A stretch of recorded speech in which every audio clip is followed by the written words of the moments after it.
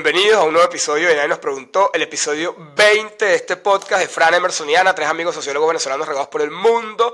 Y antes de comenzar, voy a pedirte que por favor te suscribas, nos des like, imagina, y compartas si te gusta nuestro contenido y nos consume, porque en realidad eso es lo que nos ayuda. Y nunca lo hacen. O sea, siempre nos ven gente, no sé qué tal, y tenemos que sí, poquitos suscriptores y la realidad es que eso es lo que más nos ayuda para que el algoritmo pueda mostrar lo que hacemos a otras personas que puedan estar interesadas también con este tipo de temas.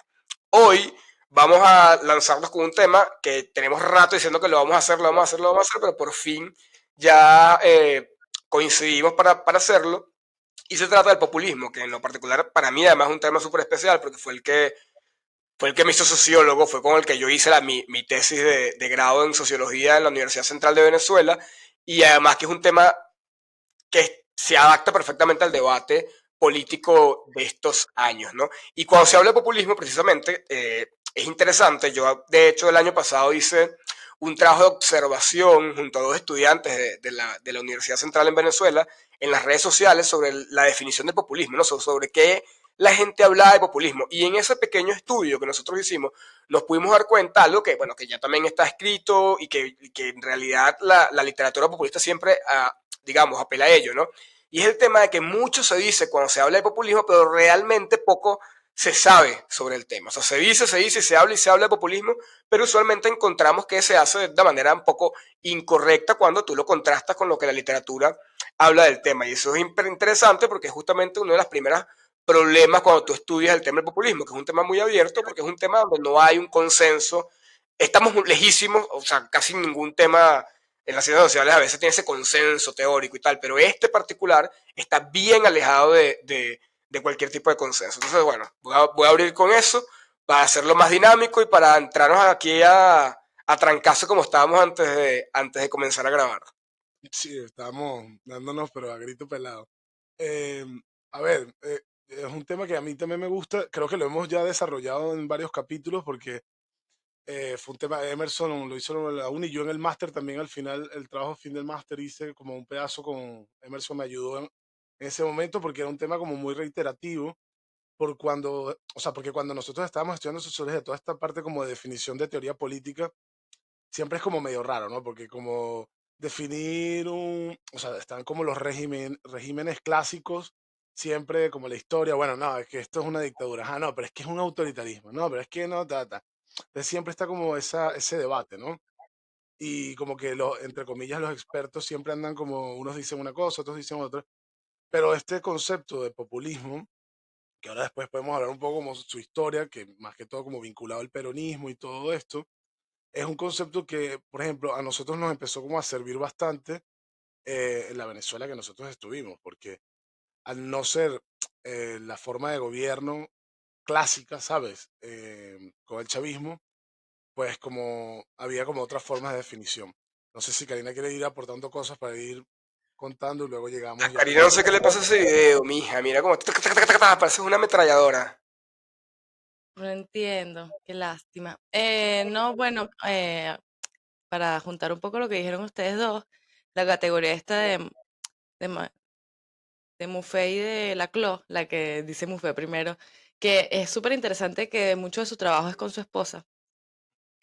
Él trabaja la categoría de significante vacío. Yo creo que el populismo es el epítome, o sea, es la mayor categoría de significante vacío porque en verdad a veces todo el mundo dice, no, que este es populista, que este es populismo, populismo, y en verdad todos lo cargan a veces de un contenido que termina no siendo consenso, o sea, no termina siendo un consenso entre todos de lo que es el populismo, pero bueno, la Closi que desarrolló toda una teoría, de hecho es como, siempre fue trabajado la teoría política como una subcategoría y él hizo de ella una teoría y hay ciertos consensos, sobre todo a partir de lo que él hace. A mí yo vi en mi maestría a Laclau, no lo conocía previamente, o si lo conocía no lo había trabajado.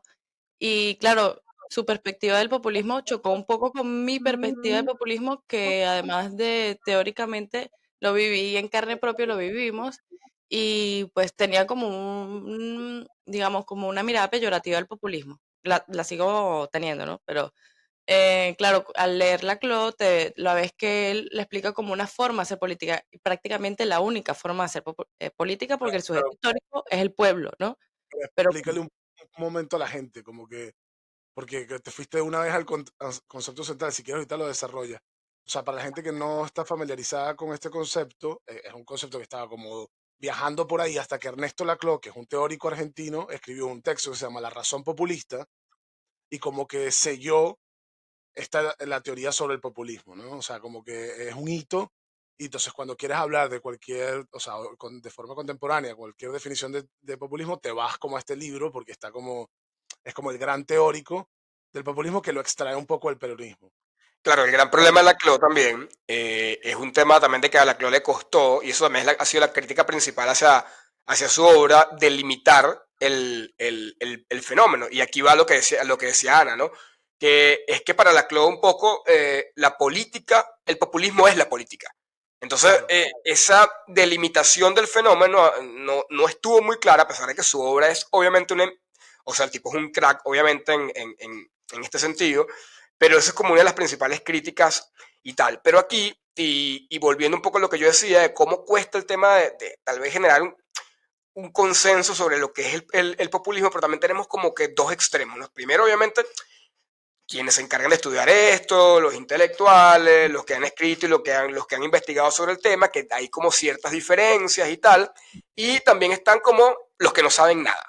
O sea, en parte un montón de medios de comunicación, un montón de gente tuitera, que entonces yo vi, a mí es que recuerdo claramente, porque uno de los tweets así que yo decía y me reía tanto, en ese momento todavía Boris Johnson era primer ministro británico, y se estaba tomando una cerveza. Y no hay nada más británico y normal que tomarse una cerveza.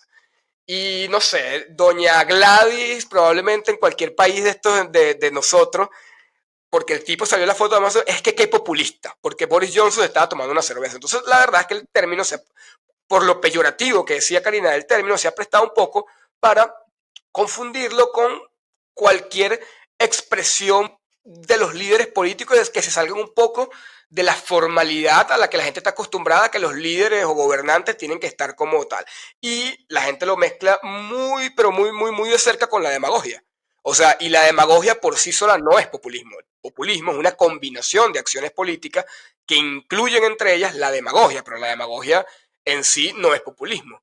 Entonces, ese es uno de los pequeños rasgos que estaría bueno dejar en la mesa para el tema de la pero, delimitación. Y aquí voy a hablar de dos precondiciones, las voy a nombrar nada más y ustedes luego ahí hablan un poco sobre ellas, que nos habló Laclau justamente para el tema de poder hablar de que un fenómeno político determinado es populismo. Y él hablaba de la formación de una frontera interna antagónica. O sea, la formación de una frontera interna antagónica es el carácter más definitorio en mi consideración del populismo, porque es esa narrativa que divide la sociedad y que te la divide en términos morales, en términos éticos y tal, entre el pueblo puro, ese pueblo que se intenta construir, y todo lo que se sale de ese pueblo construido a base de una narrativa que busca justamente, y aquí lo pego con la segunda precondición de la CLO, que es la articulación de diversas demandas populares, que construyen a través de un proceso de identificación mutua de ese pueblo, generar ese factor divisivo, ¿no? Que yo creo que es algo clave en los estudios del populismo, y por ahí podemos empezar a un poco tratar de explicar lo que es el fenómeno, y luego sí nos gustaría pasar con algunos ejemplos, por ejemplo con el tema del chavismo, ¿no? sí, o sea, yo también estaba revisando el TFM también de cómo lo había construido. Y una de las cosas que más, o sea, primero que él dice que la construcción de una especie de identidad con lo que dijo Karina, como un significante vacío, y evidentemente lo de la frontera interna, ¿no? Que se va siempre traduciendo entre ellos y nosotros, ¿no? Existe como, siempre se va traduciendo en una dualidad confrontativa o como un enemigo interno, un enemigo externo, que después yo siempre, cuando lo revisas en... ¿De qué, de qué te ríes, mamá? Cuando No, de Karina, que Karina no es como está pegada, mira como pestañea como a 30.000 kilómetros por hora, marico, es comiquísimo.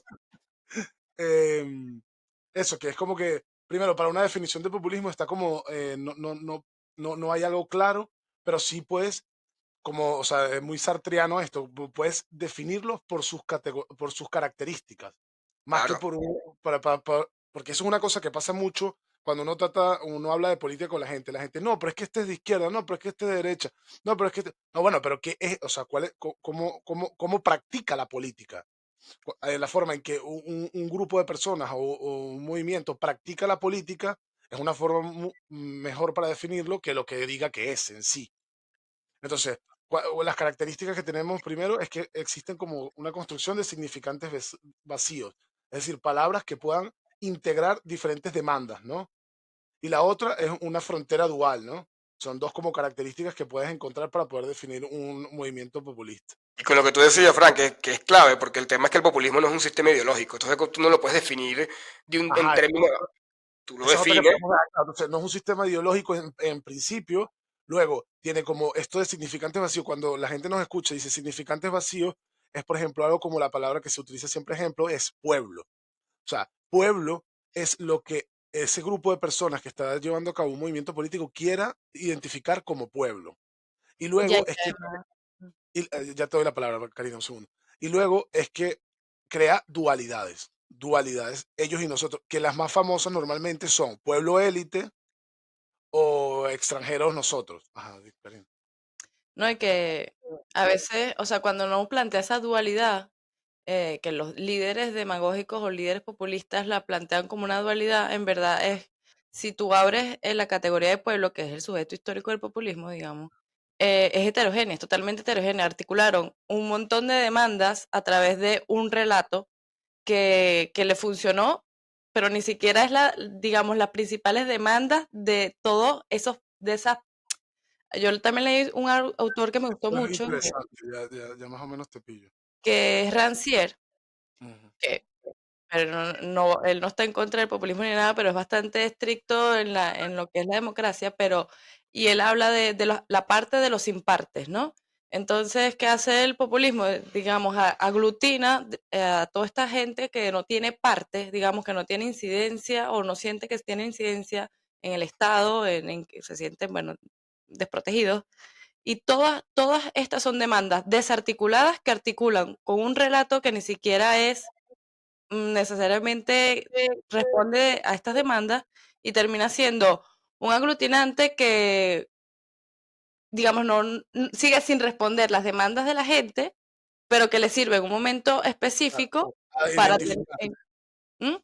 Como para identificarse. Por ejemplo, un ejemplo que yo veo hoy mucho es, por ejemplo, toda la crisis del laboral que existe en España y partidos como Vox hablan de la migración, de que vienen por nosotros. Entonces, claro, es una forma como con una narrativa que ni siquiera responde a las reales demandas de esta precariedad laboral que existe en este país, que realmente tiene la culpa es la gente que gobierna o la gente que organiza la sociedad, pero tú creas como esa frustración, esas demandas a través de un problema de migración, que pareciera que no tuviese que ver, pero sí, ¿sabes?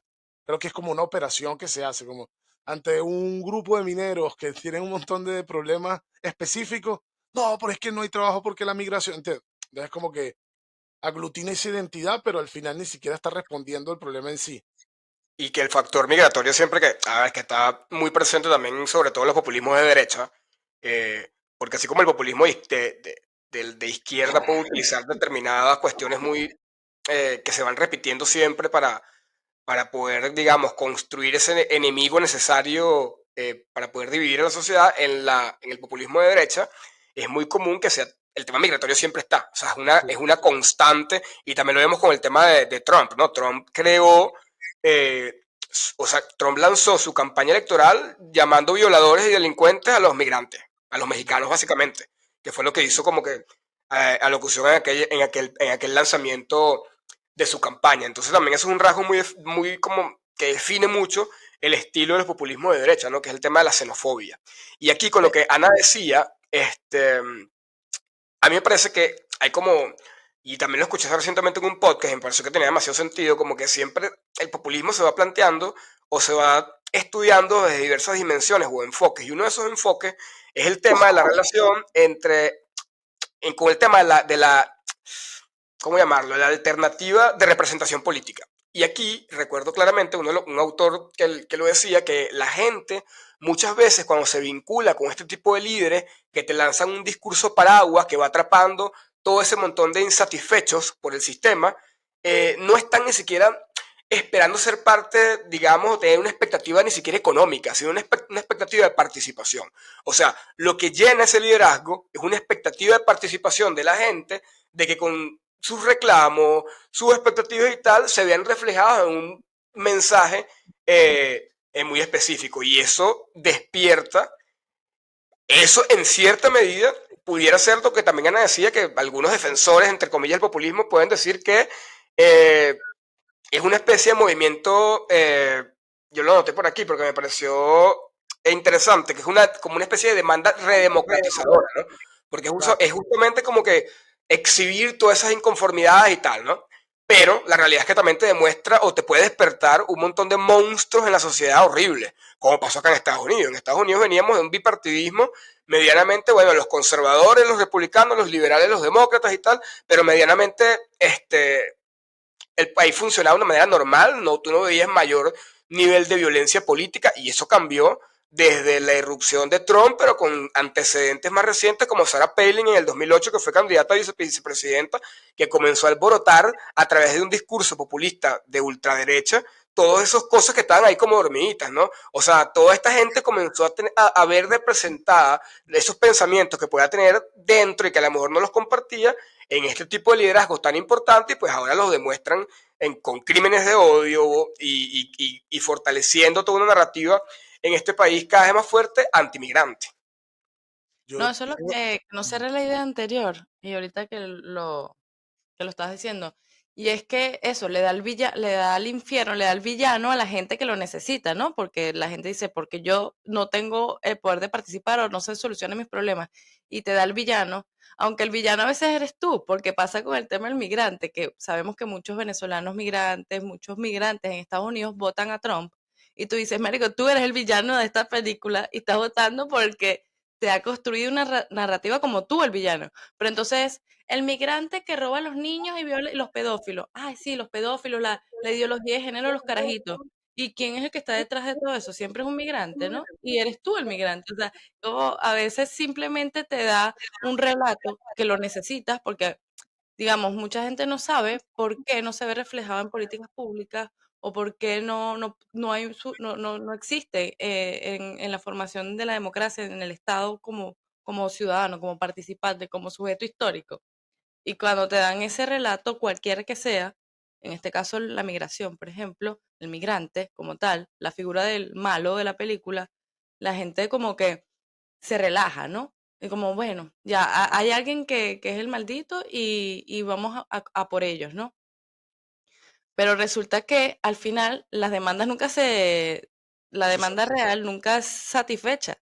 Entonces, no, como no sé dónde está la práctica, o sea, digamos, en la práctica, no sé, o sea, por más de un tema discursivo, yo creo que el populismo nunca va a ayudar a realmente una verdadera participación porque no está respondiendo a la demanda real. claro, está interesante eso que dijiste, porque eso, o sea, iba un poco a lo que estás diciendo. Porque bueno, yo tenía aquí como unas características que puse en mi tesis, que ahora la estoy viendo ahora, que sí, bueno, lo de la construcción de tesis, construcción de pueblo, que tú dices, pero como una cosa, como, como hegemonía, ellos dicen que equivalente, o sea, que todo es más o menos lo mismo. La dislocación que había dicho Emerson.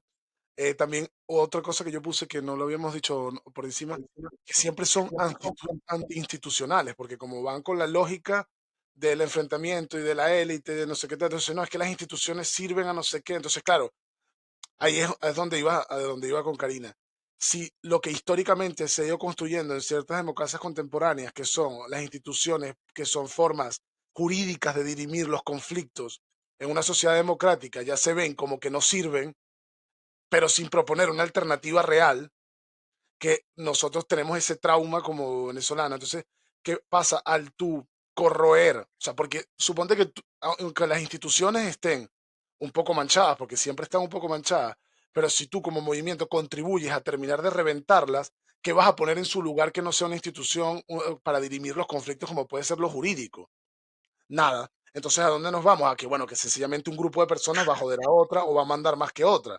Que yo creo que ahí es donde yo entro ya en conflicto con este tipo de gente, porque cuando tú lees, bueno, espérate, y las otras características que termino, amigo, enemigo, emergencia y crisis, que tampoco lo dijimos antes, que normalmente emergen de una emergencia o una crisis, nominalista y productividad social del nombre, o sea que todo es decir, hablarlo, no es esencialista, y bueno, lo que dijo Emerson, que no es esencialista, que no es un tema ideológico.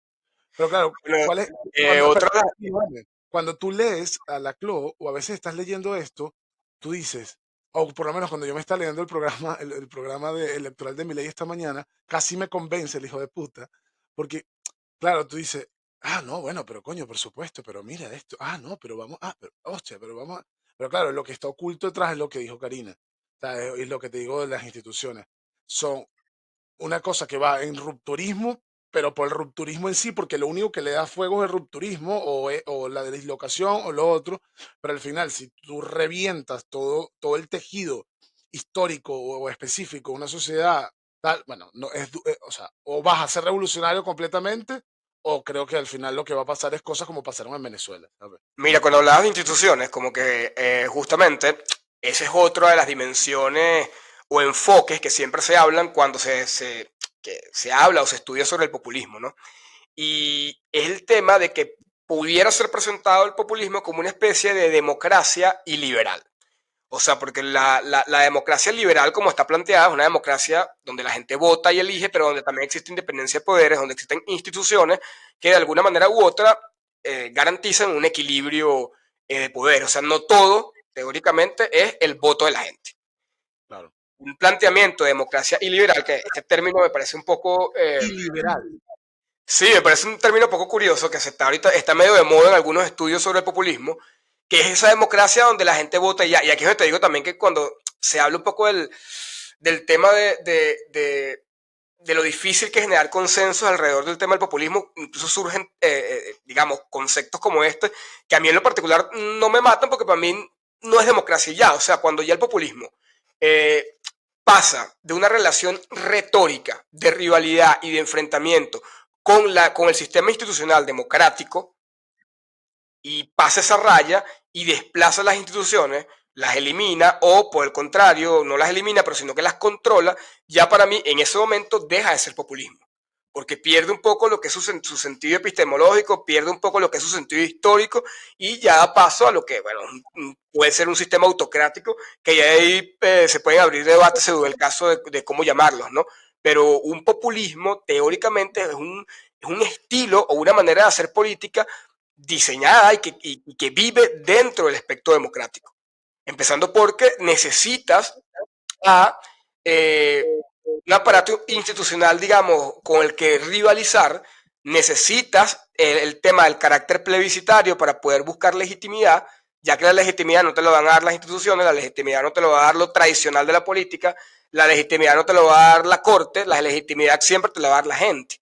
Entonces, cualquier cosa en el populismo y durante el chavismo tú veías siempre cuántos referéndums o pleitosas y mil cosas se hacían como para tratar de legitimar acciones que claramente atentaban contra la esencia constitucional del país, constitucional e institucional también del país. Entonces se buscaban refugiar en la gente. Yo, por ejemplo, siempre digo que Venezuela dejó de ser populismo cuando, bueno, por supuesto, cuando muere Chávez en principio y comienza todo el proceso de radicalización, donde ya no era un tema eh, retórico, sino que ya era un tema que dieron un paso más hacia un estilo más fascista de la política, ¿no? O sea, perseguir al disidente, desaparecer las instituciones que digamos, incómodas en un largo etcétera, ¿no? Entonces yo creo que por ahí también es algo interesante de Es ese bueno. rasgo que puede definirte también el tema de cuándo el populismo pasa una barrera y deja de ser populismo. Y también aquí, cuando tú hablabas un poco y aquí para no encadenarme tanto, que fue una crítica en el capítulo pasado,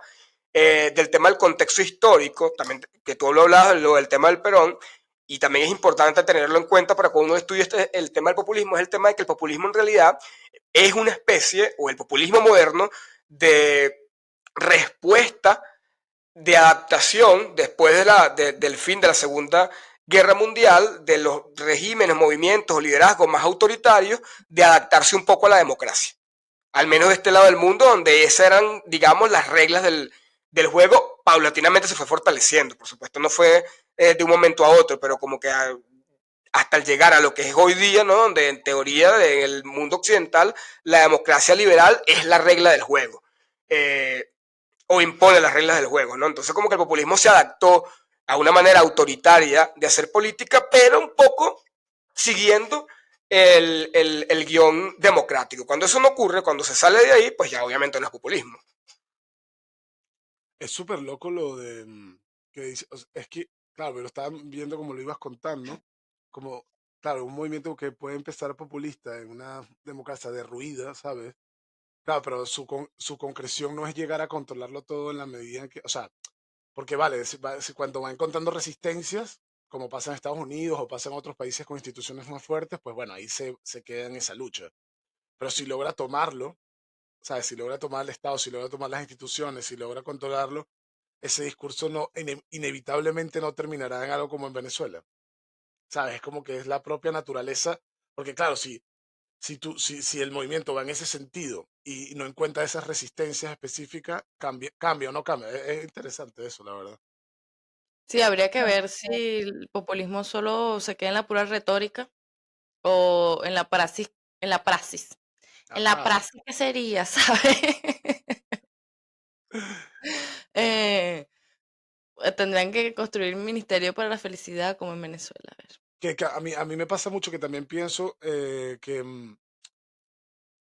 o sea, esa forma de hacer política, esos estilos que dan muchísimo rédito, porque cuando tú buscas como movimientos que son polémicos y exitosos hoy en día, son una plantilla. O sea, una plantilla que tú puedes levantar en Francia como Marine Le Pen, puedes agarrar al otro en no sé dónde, a Trump allá, tal, y son todos exactamente iguales, pero con un contenido específico de cada sociedad. Es que es una Entonces, combinación de elementos, una combinación de estilos políticos que tú la puedes aplicar a esa receta en cualquier sitio. así representes cualquier parte del espectro ideológico, por eso es que Exacto. funciona. Y Y funciona funciona también. muy bien. Y funciona también, también porque es de alguna manera una, un Es como canal que lleva la visibilización de un montón de demandas populares de la gente que el sistema imperante las ignoraba o no las tomaba en cuenta o no les daba suficientes espacios para que pudieran sentirse representados. No se sienten pero, representados y pues, y aquí, Fran también, no, y no, aquí yo creo que Ana también, que en esta parte Ana también me ayudó un montón cuando yo hice la tesis. Eh, que tú lo dijiste ahorita, bien, está el tema de que usualmente cuando los populismos emergen, siempre hay ciertas condiciones, ¿no? Y usualmente siempre hay como una especie de impasse político. ¿Que es un impasse político? En las ciencias sociales es como un fenómeno que un poco quiebra o genera una ruptura en lo que es el sistema político imperante. En el caso de Venezuela, como para también aterrizar todo este montón de ideas y ponerlo como un caso específico para que la gente un poco vaya conectando, el caso de Venezuela, el impasse político que uno pudo identificar en el surgimiento del populismo chavista fue el Caracazo. Y es que el Caracazo fue un hecho histórico que generó una ruptura absoluta en lo que era la linealidad política venezolana de la Cuarta República o el puntofijismo, ¿no? Es donde termina la cúpula política, la clase política, de distanciarse y generar un quiebre con un montón de sectores vulnerables de la sociedad que se veían excluidos del sistema, que la estaban pasando mal, que los números económicos del ajuste en ese momento de Carlos Andrés Pérez lo afectaron y fue como una especie de catalizador que distanció aún más esos sectores sociales de la clase política y que, bueno, además de, por supuesto, los hechos de violencia y de represión, le dieron un montón de herramientas discursivas al chavismo para comenzar un poco a construir ese sistema político que empezó a enamorar a un montón de sectores de la sociedad venezolana, que por supuesto en primer lugar fueron los excluidos, ¿no? Las personas más vulnerables de la sociedad venezolana, pero que también supo incluir a sectores de la clase media, sectores intelectuales y otros, ¿no? O sea que en principio el chavismo fue algo bastante variopinto, si bien es cierto su fuerte y su mensaje constructor de su pueblo fue el tema de los excluidos, también es una realidad que logró también arrimar, o mejor dicho, atraer a un montón de sectores de la sociedad venezolana. Y luego que tú construyes ese pueblo, utilizas la vía electoral para poder acceder al poder, y allí, cuando ya el movimiento populista accede al poder, es donde uno tiene que comenzar a ver para dónde va a agarrar, que es lo que decía Frank. O sea, te adaptas y sigues el juego democrático, institucional, y eres un populista en términos retóricos, o cruzas la línea roja y ya te transformas en otra cosa, ¿no? Que en mi consideración, un Donald Trump, por ejemplo, lo quiso hacer. No pudo, porque la institucionalidad democrática estadounidense lo frenó, pero él intentó dar un golpe de Estado, por ejemplo. Y así, bueno, un montón de ejemplos. Escúchame, claro, una de las cosas que quería poner como un elemento importante aquí es que obviamente hay otros autores, o sea, un autor así más de izquierda te diría que esto es la crisis de todas estas narrativas de la democracia liberal, etcétera, que claro, o sea, las crisis de la globalización y donde obviamente se ponen entredicho tantas cosas, pero yo también creo que una de las fuentes de donde bebe muchísimo estas ideas populistas, sean de donde sea, es en esta idea que es muy famosa en Venezuela, la antipolítica, ¿no? Donde como la política como forma de dirimir conflicto o lo que sea se ve como un fracaso, donde tal, entonces como que la gente, siento que una de las fuentes de donde más bebe esta lógica, estas lógicas hegemónicas aplastantes en un significante vacío, estas dislocaciones, amigo enemigo, es en la lógica de la antipolítica, porque muchísimas veces cuando uno conversa con la gente supone que el ceder y negociar en un parlamento es un fracaso, es un fracaso, o que sencillamente gobernar en coaliciones o no sé qué tal, es un fracaso, o que los partidos son un fracaso en sí, como los partidos ya no son ni siquiera vehiculizadores de las demandas sociales. Entonces, realmente, o sea, o sea, hoy en día, yo no digo en el siglo XX, pero hoy en día, ¿qué es primero, el huevo o la gallina? ¿El fracaso de los partidos tradicionales en vehiculizar las demandas sociales, o todas estas narrativas que vienen de los años 80 de la antipolítica y que por eso desembocan en formas populistas de hacer política? ¿Sabes? ¿Sabes? Porque al final de alguna forma hay que vehiculizarlo y pareciera que esto lo vehiculiza más rápido, o es porque también está sostenido en unas formas de comunicación contemporáneas mucho más fáciles que lo que sería un partido tradicional. Yo quería agregar a lo que también decía Emerson, de que bueno, que el populismo decida, ¿no? Si se queda puramente retórica o pasa la línea roja. Yo creo que el populismo en sí mismo también puede pasar la línea roja sin, sin pasar a hacer otra cosa. O sea, en principio esto, lo del amigo enemigo, que, o sea, en política debería existir el otro, porque el otro existe en Ah, general, exacto. pero no Es- como enemigo, es- porque si no, pues digamos que no es antipolítico, porque si no puedes discutir con el otro sobre el mismo mundo en que vives, pues claro. sin pensar que él te quiere matar y tú lo vas a matar y cuando él se descuide. Es que eso que Eh, dices es el centro de la discusión. Pero además de eso, también a mí me parece súper peligroso el tema de los significantes vacíos, que hemos hablado mucho y no hemos explicado capaz qué es, para el que capaz no sepa. Y bueno, en clave lingüística el significado es lo que nombramos, no sé, el vaso, y el significante es lo que le atribuimos al vaso, o sea, qué contenido tiene el vaso. Em, y el significante vacío se parece un poco al concepto que creo que es más conocido, que es la posverdad, ¿no? Que cada quien inventa huevonadas y la plantea como la verdad absoluta o no verdad absoluta, porque ahora ni siquiera la derecha está hablando de verdad absoluta ni la razón universal, sino que ellos mismos se ven como diferentes, pero mi diferencia es mejor que la tuya. Y entonces yo al concepto de nación, al concepto de patria, de democracia, de libertad, lo lleno de un contenido y lo uso a mi favor, ¿no? Y entonces estamos trabajando actualmente con muchos presidentes o candidatos o políticos que van llenando de ideas, de contenidos a palabras clave para la convivencia, yo creo que, y usándolos a su favor, que yo creo que ya llega un momento que la gente tiene demasiada información contraria de lo que es la libertad, de lo que es la democracia, y van conviviendo todas esas ideas que yo creo que es muy difícil empezar a construir centros o uniones que puedan hacernos como ciudadanos llegar a construir no sé cómo decirlo, como Sí, un como puente, punto en movimiento, común. un puente o una canalización de estas demandas. Sí, hay tantas bueno, no sé, no lo terminé de lograr de describir. No, Pero es que yo, por lo bueno, que yo creo que incluso el pasar. surgimiento del tema el surgimiento de los populismos, yo creo que más allá de un Déjame decir éxito. una cosita rapidito con lo de Karina, porque rapidito con lo del otro, porque es una vaina muy esencial.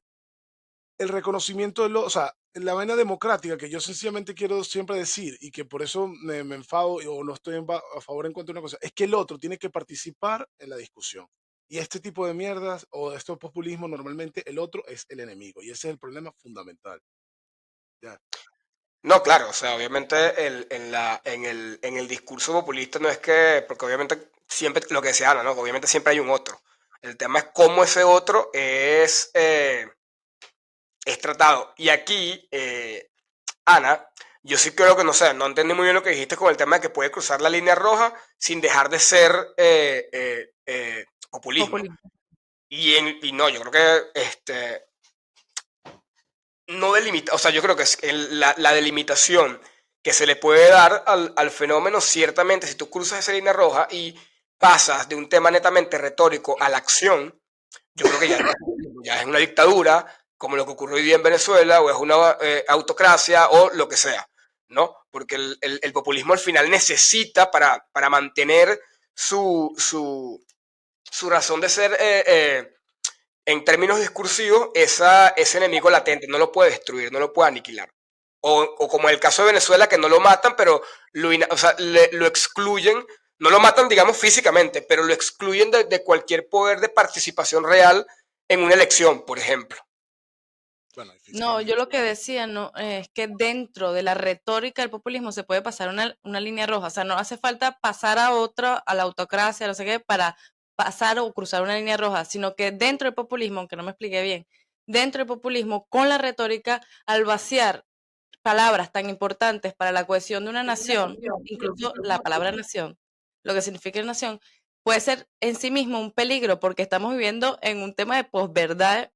O sea, yo a veces escucho a los políticos y digo, o sea, se está vaciando tanto las palabras que pueden aglomerarnos como ciudadanos, como nación, que, o sea, el tema de Israel y Gaza, o sea, a veces la retórica va vaciando que la gente, en verdad, termina sin entender el tema de las democracias, de la libertad, del bueno y el malo, bueno, que no hay bueno y malo, pero digamos que del conjunto histórico de donde nos situamos. Pero bueno, yo creo Ok, que, y lo digo así como aquí. para ir. Dime, dime. No, pero ya, o sea, como que yo también quería aquí poner un ejemplo que ya hemos hablado un poco en los diversos enfoques del estudio del populismo. Hablamos un poco del tema del populismo como un planteamiento de democracia iliberal, que es una democracia netamente plebiscitaria o electoral, sin la mediación de las instituciones. Y aquí también viene otro tema del rasgo importantísimo para poder diferenciar lo que es populismo y lo que no es populismo, y es el tema de la mediación institucional. O sea, por mucho que tú tengas o sea, para el populista siempre va a ser incómodo la mediación institucional, porque siempre va a preferir una línea de comunicación y de acción directa con el pueblo construido. Y aquí también vienen ciertos elementos interesantes para el debate que son fundamentales, y es el tema de cómo es esa relación entre un populismo en el poder y la gente. Y yo siempre pongo un ejemplo, por ejemplo, el caso de Venezuela, Ah, sí. cuando nació el tema de la gran misión Vivienda Venezuela. No sé si lo recuerdan, que fue esa misión donde Hugo Chávez construía viviendas sociales para entregárselas a las personas que no tenían vivienda. Cuando se hacían los censos, para lo que en teoría tendría que ser un programa institucional, un programa del Estado, un programa del Ministerio de Vivienda, etcétera, donde podría tener acceso cualquier venezolano, en el censo te exigían que tenías que ser, o te pedían el carnet, por ejemplo, del partido de gobierno. Entonces tú ahí aniquilabas cualquier tipo de fortaleza institucional, sino, y creabas una línea directa de conexión entre la casita que te estaban construyendo y el líder. O sea, el gobierno, el Estado, todo es el líder. No hay mediación ni no hay nada que separe al líder de lo que es el Estado como tal. Entonces yo creo que también eso es un rasgo muy importante para poder un poco diferenciar el populismo de otros fenómenos, porque tú puedes tener un líder demagógico, no sé, Francisco es presidente de España en 10 años y es el tipo más demagógico del mundo y tal, pero si él lanza su misión vivienda en España, pero cualquier partido pueden ir y pueden inscribir, si no están los ojitos de Francisco en todos lados, y es un programa de gobierno más que lo puede continuar cualquier otro gobierno y tal, yo creo que ahí no estaríamos como en presencia de un populismo, sino de un plan social y punto, ¿no? Otro de los enfoques que se estudian a menudo, que es el tema de la representación política, que ya lo hemos hablado, ¿no? Y aquí, por ejemplo, Chávez, y aquí también está conectado con lo que decía, era la perfecta representación de eso, porque incluso mucha gente, la conexión casi religiosa que llegó a tener con Chávez, y siempre recuerdo aquel dicho que era como con hambre y sin empleo, pero con Chávez me rastreo. O sea, era la fusión entre pueblo y líder, era la misma cosa. Y aquí una gran frase famosa de él, de que ya yo no soy un hombre, ya yo no soy Hugo Chávez es el pueblo y tal. Entonces como que ahí está otro enfoque en términos de los estudios del populismo. Y otro de los enfoques que también me parece importante traer a colación para poner este ejemplo con el caso de Javier Milei, que acaba de ser electo presidente de Argentina y ya oficialmente es el presidente argentino con más votos en la historia del país. Está el tema del tema del pueblo versus las élites, que es otro constante en los estudios del populismo y que fue lo que utilizó Milei o sea, tú te lees y analizas un discurso de Milei y es la vaina más, yo no sé por qué tengo la palabra caliche pegada, que yo creo que nadie entiende qué es, pero como que es la vaina más nefasta y más tapa amarilla del universo. Hoy el tipo hablaba, bueno, hoy, ya ayer, o sea, cuando un político recurre a esto, para es porque no tienes nada en el coco, nada en el coco. Que es el tema de que yo no te voy a dar el pescado, sino que te voy a enseñar cómo pescar. Ya cuando alguien te empieza a abrir un discurso político, aquí, chamo, usted no tiene nada en el cerebro, usted es intelectualidad, usted es un político de los que se le mandan a leerse un extracto o unas citas de un libro, y usted va y lo repite y ya está. Y soy liberal porque, o sea, nada vaina, pero de verdad decadente. Y, y eso fue y toda la campaña de Milei fue eso, las élites, las élites, las élites, las élites. Las élites que incluso, y aquí cierro con esta parte, que también te muestra otra de las características importantes del populismo, que es el tema del pragmatismo. Él, en teoría o en principio, las élites eran, digamos, el peronismo gobernante. Cristina Kirchner, Alberto Fernández, Massa, todo este conglomerado, los chorros, los CAC que se robaron la plata. O sea, también todo un discurso que se ha venido construyendo en Argentina desde hace un montón de tiempo, pero que también metió a Macri y también metió a Patricia Bullrich para la primera vuelta, antes de necesitarlos para hacer alianza, porque también eran parte de la casta política, de la élite política. Entonces, cuando pasó la primera vuelta, que lo necesitaba, por supuesto, tú tuviste como el populismo, se deslizó, el discurso populista se deslizó rápidamente y volvió a hacer una delimitación. No, ahora ellos sí, digamos, son buenos porque están en consonancia o se adaptaron a este mensaje global antiélite del pueblo argentino, de lo que reclama el pueblo argentino. Entonces, ese es otro de los aspectos que me parece siempre interesante poner, que es el tema del pueblo versus élite. No, es el de la relación directa, donde no media la institución. Que claro, la institución es, porque la institución es una forma que se ha construido a lo largo de un montón de tiempo, a lo largo de historia y tal, para poder dirimir, inclusive siempre tratando de proteger al que menos poder tiene y poder hacer una relación de dirimir los conflictos de la forma más justa. Pues imagínate, cuando tú elevas eso para en teoría tener una relación más directa, al final el, la persona de a pie está a merced del poder. ¿Sabes? Está a merced del poder, y esa es una de las consecuencias, o sea, una de las consecuencias más nefastas del tema, porque al final lo que estás es desprotegiendo aún más a la gente. No, bueno, ahorita que dijiste, o sea, yo creo que la fastidiosa, la que no estudió demasiado la Chloe, empieza la ella, pero que, o sea, tendría que decir que toda campaña política es populista, ¿no? Porque en principio cuando vas a la acción, pues que gana, después ya no puedes ser populista, porque si, o sea, puedes seguir siendo en la retórica populista, pero no puedes, digamos, hacer que esta retórica se convierta en realidad. O sea, ¿cómo haces tú? O sea, Milei va a quitar el Banco Central. Ya. o va a A mí acabar no me con parece que no toda campaña política es populista. Yo creo que por eso es que la oposición en Venezuela nunca ganó. Porque tú escuchas los discursos de la oposición en Venezuela, unión de todos los venezolanos, no sé qué, cuando la gente lo que quería era que saliera alguien a decir, no joda, estos son los culpables, estos son los huevones. No Bueno, sabemos que... ¿quién impone mejor la retórica? ¿Quién paga mejor a los consultores políticos? Porque en eso el chavismo tenía bastante plata. No, yo, Porque, yo no, y ojo, no estoy criticando cómo la oposición hasta actuaba, al contrario, yo sí creo en esa manera de política, esa manera de ofrecer política, solamente que evidentemente, y cada vez está más que demostrado, no funciona demasiado en una campaña electoral. Capaz un discurso populista es lo que nos termina salvando de la dictadura del chavismo, ¿no? Pragmáticamente hablando, no lo sé, pero puede ¿A ser. qué te refieres, Emerson? No, en general, no, no me estoy refiriendo, esta vez voy a ser más prudente, no me estoy Estás refiriendo a nadie diciendo algo, hasta el final, estás no. diciendo algo.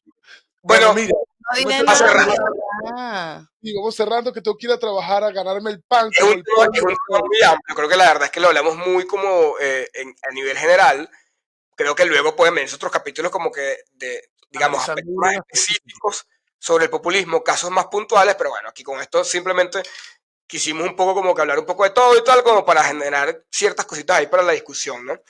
Y bueno, marico, básicamente yo creo que el populismo es una combinación de elementos, un estilo de hacer política que te combina desde el estilo carismático hasta lo clientelar, que también no lo hablamos, pero es otra parte fundamental, pero que lo Claro, clientelar claro. efectivamente va ligado a la batalla contra la institucionalidad, el desdén institucional del sistema político, del sistema populista, y sobre todo el tema de dividir a la sociedad. Yo creo que aquí está clave. O sea, cuando tú divides a la sociedad en buenos, en malos, en enemigos, en no enemigos, yo creo que aquí estamos en presencia casi siempre de un liderazgo populista. Entonces, bueno, yo creo que podemos cerrar con eso. No sé si Frank quiere agregar algo más. Yo quería cerrar solamente diciendo que nada, que creo que eso es parte de la misión de este podcast, dejar herramientas a todo el mundo para identificar este tipo de cosas. Y yo prometo desarrollar y cerrar mi idea antes de que tuve todo el podcast, pero no lo terminé. Bueno, nos vemos en el próximo episodio de Nadie nos preguntó. Recuerda que tienes que seguirnos, darnos like y suscribirte, que es la mejor manera que tienes para ayudarnos. Nos vemos en el próximo episodio. Gracias por acompañarnos en un nuevo episodio y bueno, nos vemos en la próxima. Ah, volvió la música. Bueno,